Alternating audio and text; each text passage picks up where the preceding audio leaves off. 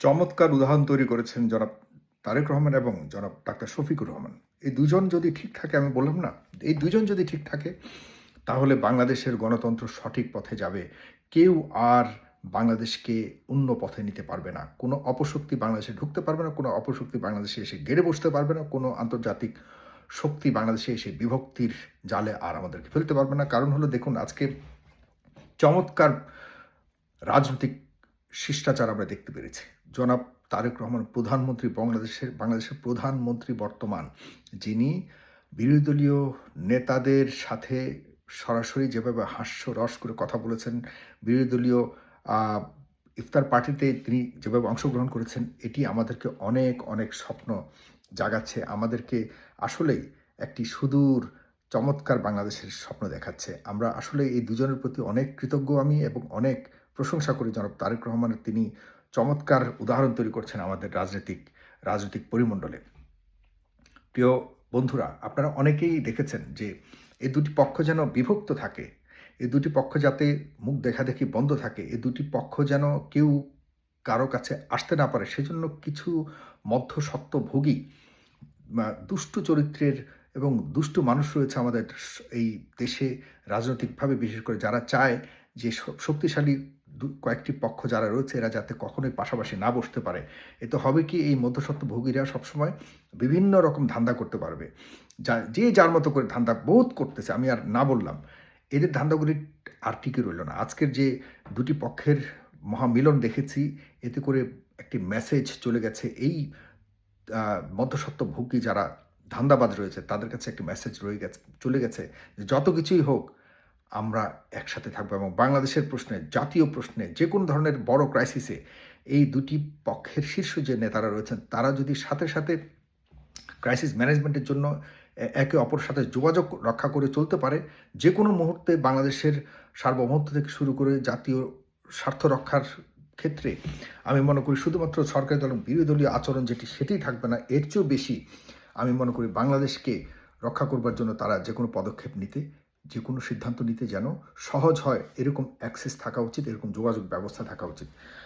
এই দুটি পক্ষের প্রতি আমার এই আহ্বান রইল। পাশাপাশি একটা জিনিস মনে রাখতে হবে যে ২৪-এর আগের যে চিত্র বাংলাদেশের মানুষ দেখেছে, সেখান থেকে উত্তরণ ঘটিয়ে একটি নতুন বাংলাদেশ দেখতে চায় মানুষ।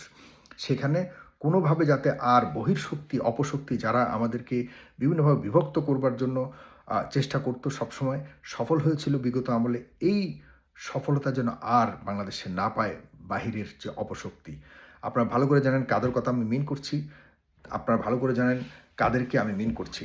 যারা এইভাবে বাংলাদেশকে বিভক্ত করে, আমাদের বিভিন্ন রাজনৈতিক বড় বড় শক্তিগুলি বিভক্ত করে শুধুমাত্র তাদের নিজেদের স্বার্থ হাসিল করেছে এবং নিজেদের পকেট ভারী করেছে, আমাদের দেশ থেকে আমাদের অর্থনীতিকে ভঙ্গুর করে, আমাদের আমাদের বিশেষ করে গণতান্ত্রিক চর্চাকে ভেঙে চুরমার করে, গলা টিপে হত্যা করে তারা আমাদের দেশ থেকে আমাদের সকল সম্পদ থেকে শুরু করে বিশেষ করে মানব সম্পদকে একদম সম্পূর্ণ ধ্বংস করে দিয়েছে।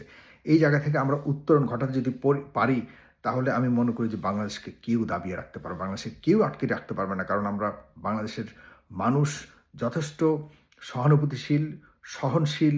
আমরা চাই আমাদের ভুল বোঝাবুঝি থেকে উত্তরণ ঘটিয়ে আমরা যাতে আর ঘৃণার কোনো কথা না বলি, আমাদের ঘৃণা না ছড়াই সমাজে, রাজনীতিতে আমরা যাতে একে অপরের পেছনে না লেগে থাকি।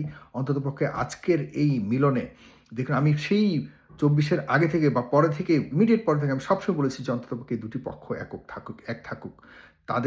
আমাদের দেশকে রক্ষা করতে হলে দুটি পক্ষ যদি এক থাকে, সরকার এবং বিরোধী দলীয় যে আচরণ, এটি অবশ্যই থাকবে। অবশ্যই সরকারের যেসব রং ডুইংগুলি আছে, যেসব অপকর্ম থাকবে, এগুলির মানে সবচেয়ে বড় সমালোচক বিরোধী দল। এই ক্ষেত্রে কোনো ধরনের ছাড় দেওয়া যাবে না। কারণ বিরোধী দলের সমালোচনা যদি থাকে, তবেই সরকারি দল তাদেরকে নিজের জায়গাতে সঠিকভাবে পরিচালনা করতে পারবে। বিরোধী দল কখনোই সরকারি দলকে ছাড় দেওয়ার কোনো সুযোগ নেই, এবং সেটি করবেও না জামাত ইসলাম। আমার যতদূর মনে হয়, ডাক্তার শফিকুর রহমান যেভাবে চিন্তা চেতনা তার মধ্যে আমরা দেখতে পাচ্ছি, জনাব তারেক রহমানের সাথে যেটা দেখতে পাচ্ছি, যখন যেটা প্রয়োজন সেটা তিনি করছেন। যেখানে প্রয়োজন যে আজকে ইফতার পার্টিতে, জামাত ইসলামের ইফতার পার্টিতে প্রধানমন্ত্রীর আসা উচিত, সেটি প্রধানমন্ত্রী নিজে সিদ্ধান্ত নিয়ে আসছে আমি মনে করি। কারণ এর নিচে অনেক ধান্দাবাজরা রয়েছে, অনেক প্রতিহিংসা পরায়ণ মানুষজন রয়েছে জনাব তারেক রহমানের আশপাশে, যারা চাইতো না যে না এই দলের সাথে মেলামেশা করুক, তাদেরকে তিনি তাদের মুখে চুনকালি মাখিয়ে একরকম আমি মনে করি একক সিদ্ধান্তে জনাব তারেক রহমান যেগুলি করে যাচ্ছে, এটি জনাব জিয়াউর রহমানের আমরা ছায়া দেখতে পাচ্ছি, তার মধ্যে জনাব খালেদা জিয়ার ছায়া দেখতে পাচ্ছি জনাব তারেক রহমানের মাঝে। এটি যেন সাধারণ মানুষ চেয়েছিল, এবং এটি যদি তিনি ক্যারি করে নিতে পারেন, তার নিরাপত্তাটাকে যদি ঠিকভাবে তিনি ধরে রাখতে পারেন, তাহলে আমাদের বাংলাদেশকে আর কেউ পিছিয়ে রাখতে পারবে না ইনশাআল্লাহ। আমি বিরোধী দল হিসেবে জনাব ডাক্তার শফিকুর রহমানের যে দৃষ্টিভঙ্গি দেখতে পাচ্ছি, তিনি যেভাবে পজিটিভলি যেখানে যা বলা দরকার, যা করা দরকার তাই তিনি করছেন। চমৎকার একটা বিরোধী দল তারেক রহমান পেয়েছেন। তারেক রহমানের একটি সৌভাগ্য, বাংলাদেশকে সামনে আমি মনে করি খুব র্যাপিডলি ডেভেলপমেন্ট থেকে শুরু করে অন্যান্যভাবেও বাংলাদেশকে সামনে এগিয়ে নিয়ে যাওয়ার জন্য চমৎকার একটা সুযোগ তিনি পেয়েছেন। ২৪কে কোনোভাবেই যদি তিনি ভুল করে তার আশপাশের যেসব ষড়যন্ত্রকারী রয়েছে তাদের ফাঁদে পা দিয়ে যদি তিনি ২৪কে ছোট করতে চান, তাহলে কিন্তু তিনি অবশ্যই তার গন্তব্যে পৌঁছাতে পারবে না। কারণ ২৪বিহীন ১৯৭১ সালবিহীন কোনোভাবেই এই বাংলাদেশকে স্বীকার করবার সুযোগ নেই।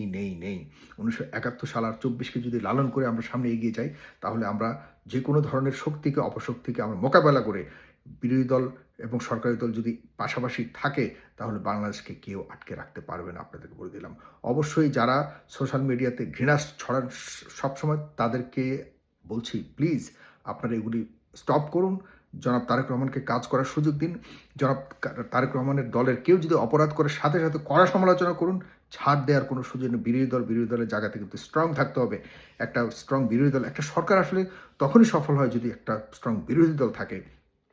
আমরা মনে করি সেই বিরোধী দলের দায়িত্ব পালন করবে জনাব ডাক্তার শফিকুর রহমান, এবং সেটি তিনি ইতিমধ্যে করে দেখিয়েছেনও, বিভিন্ন সমালোচনা করেছেন, যার প্রেক্ষিতে সাম্প্রতিককালে বিভিন্ন জায়গায় যেসব ঘটনাগুলি ঘটেছে, ছোট হোক বড় হোক, সব কিছুর বিরুদ্ধে সাথে সাথে ব্যবস্থা নিতে বাধ্য হয়েছে সরকারের বিভিন্ন বাহিনী জানে যে বিরোধী দলের যে সমালোচনা তীর তাদের বুকের দিকে সবসময় তাক করা আছে। জনাব ডাক্তার শফিকুর রহমান হয়তো আজকে জনাব তারেক রহমানকে তার জায়গা থেকে ইনভাইট করেছেন, তিনি এসছেন, বা সমালোচনার জায়গাতে জনাব শফিকুর রহমান ছাড় দিবে বলে আমি মোটেও বিশ্বাস করি না। কোনো কারণে ভুল যদি হয় বিএনপির বা সরকারের যে কোনো স্তরে, জনাব ডাক্তার শফিকুর রহমান ছাড় দিয়ে বা জামাত ইসলামী ছাড় দিয়ে কথা বলবার কোনো সুযোগ নেই বা ছাড় দিবে না। এখানেই আমরা গণতন্ত্রকে খুব ভালোভাবে উপভোগ করতে পারবো। এখানেই আমরা সাংবাদিকরা যারা রয়েছে তারা সাংবাদিকতা করতে পারবে চমৎকারভাবে। এখানেই আমরা যারা ব্যবসায়ীরা ব্যবসা করতে পারবে। এখানেই আমরা সাধারণ মানুষ যে কোনো ধরনের বিপদ আপদে, যে কোনো ষড়যন্ত্রে যদি সরকার প্রশ্নের সম্মুখীন থাকে, যদি জবাবদিহিতার সম্মুখীন থাকে, তাহলে অপরাধ অথবা ভুল করার আগে বারবার চিন্তা করবে। এবং সেটি আমরা দেখতে পাচ্ছি, যাতে অন্য কোনো শক্তি, তৃতীয় শক্তি, অপশক্তি, কালো শক্তি আমাদের ভিতর আর বিভক্তি তৈরি করতে না পারে, সেজন্য আমাদের জনগণকে সচেতন থাকতে হবে। আমি মনে করি আমাদের জনগণ ইতিমধ্যে সেটি বুঝে গেছে এবং সেই অনুযায়ী নিজেদেরকে পরিচালিত করবে। সবাইকে অনেক ধন্যবাদ। আমি যেটি চেয়েছি সেটিই হয়েছে। ধন্যবাদ জনাব প্রধানমন্ত্রী তারেক রহমানকে, ধন্যবাদ জামাত ইসলামের আমির এবং সবাইকে, যারা এই ধরনের ভূমিকাগুলি রাখছেন বর্তমানে আমাদের দেশকে নতুন রূপে বাংলাদেশকে পৃথিবীর সামনে তুলে ধরার জন্য। সবার প্রতি কৃতজ্ঞতা, সম্মান, প্রশংসা। আসসালামু আলাইকুম।